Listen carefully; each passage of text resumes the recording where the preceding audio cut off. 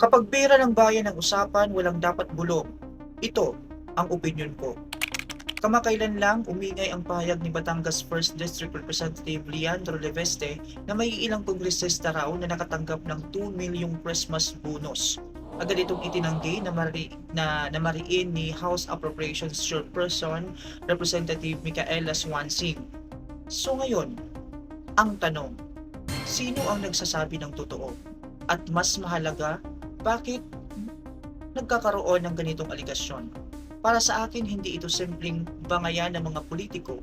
Ito ay usapin ng tiwala ng publiko.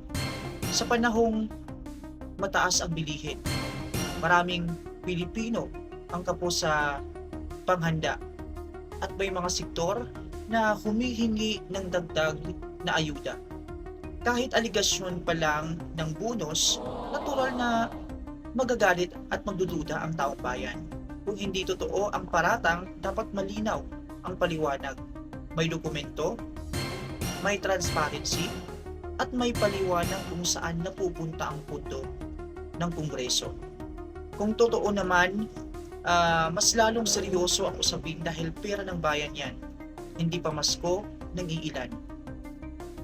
Ang mas delikado rito, kapag ang issue ay tinabunan lang ng denial, imbis na linawin ng buo sa gobyerno, hindi sapat ang walayan. Ang hinihingi ng bayan ay linaw at pananagutan.